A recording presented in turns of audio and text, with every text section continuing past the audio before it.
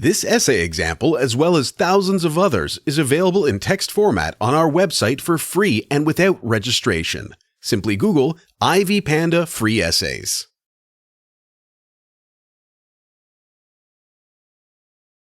Introduction.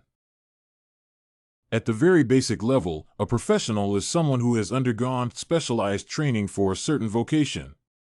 However, a professional is not solely defined by this attribute, but also by his adherence to certain behavior that is inherent in the particular profession. This is because every professional group has a code of conduct that stipulates what is admissible behavior within the profession. A professional is required to align himself or herself to these values and constantly aim to exhibit certain principles and responsibilities. Professional ethics are stipulated by professional bodies which endorse the code of ethics that professionals in the field adhere to. This paper shall compare and contrast the codes for psychologists with those for counselors. Definition of counseling. The American Counseling Association defines counseling as a professional relationship that empowers diverse individuals, families, and groups to accomplish mental health, wellness, education, and career goals.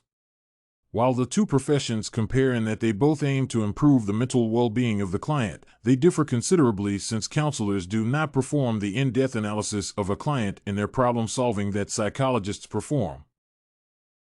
Similarities in codes.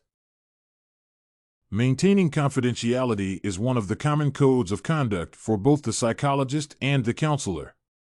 Both professions recognize that trust is the cornerstone of the relationship with patients, and whenever possible, both professions aim to protect confidential information provided by the client. Both professions also require practitioners to stipulate to the clients the limits of confidentiality at the onset of the therapeutic relationship. Considering the fact that both the counseling and psychological professions are both committed to the expansion of scientific and professional knowledge in their fields, research work is greatly valued by the two.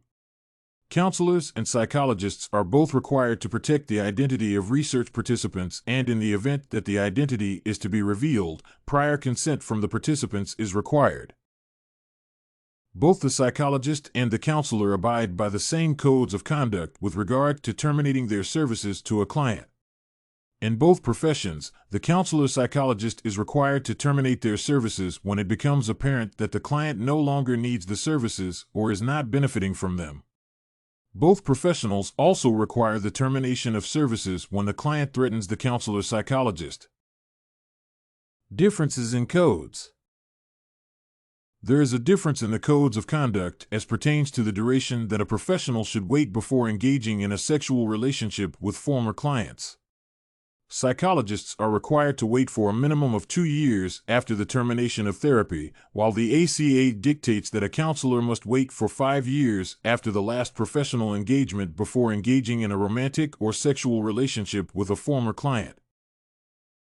A major difference exists in the establishment of the fee for professional services offered. A CA stipulates that a counselor should consider the financial status of the client when coming up with the appropriate fee. A psychologist, on the other hand, is required to ensure that his or her fee practices are in accordance with the law.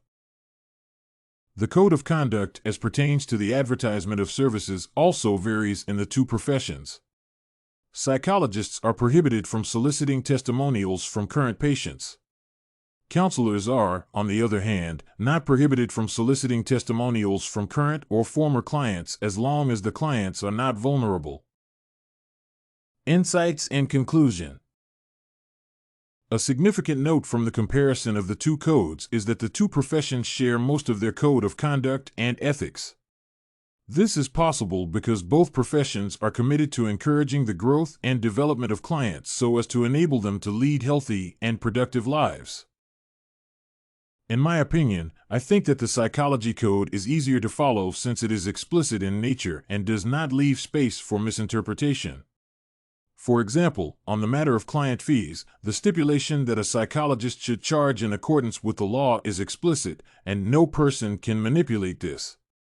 The counselor's code, which stipulation that one should consider the financial status of the client, can be misused by either the client or the counselor. If you want to find more works like this essay on codes of ethics, American Counseling Association and American Psychological Association, head over to ivypanda.com. It has a collection of free samples with thousands of submissions covering virtually all academic subjects. No registration required to access it.